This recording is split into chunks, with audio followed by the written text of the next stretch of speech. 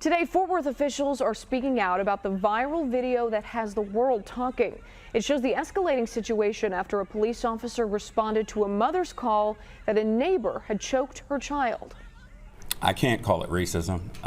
What I can say is that I noticed in the video that the officer was rude. News 8's Damon Fernandez joins us live now with today's developments. Damon?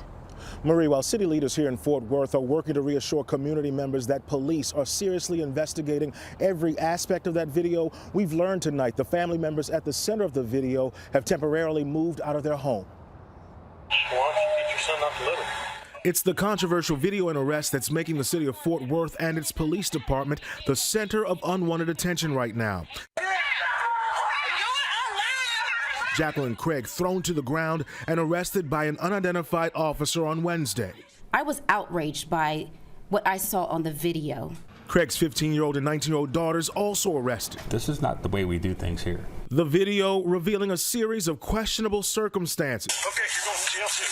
All after the mom's police call to report a neighbor who'd allegedly choked her 7-year-old son for littering. We just can't have that. Friday, elected officials and Fort Worth's police chief spoke out on the video and the unidentified officer's actions, asking the community for calm and promising a thorough investigation. For the 99.9% of our police officers in this police department that would have handled that case differently, I thank them. It's been a rough 2 days for Craig and her children. Their lawyer told me the families temporarily moved out of their Fort Worth home.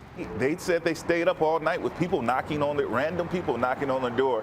Lee Merritt and Jasmine Crockett say Craig and her children spent Friday talking to a different Fort Worth detective, one assigned to the initial assault complaint that had her calling police. Lawyers say the meeting was a bit of a struggle for the women who still have several criminal charges hanging over their heads. On one hand, this is the same police department that is currently trying to prosecute her as well as her daughters. Lawyers say the Craig family is remaining optimistic about each of the ongoing investigations. Ice told us that she'd be meeting with faith leaders about community concerns over the video. Now, Congressman Mark Vesey also mentioned that he'd be meeting with city leaders in the coming days to discuss how it's using some DOJ funds for pilot programs for community policing. Damon Fernandez, Channel 8 News.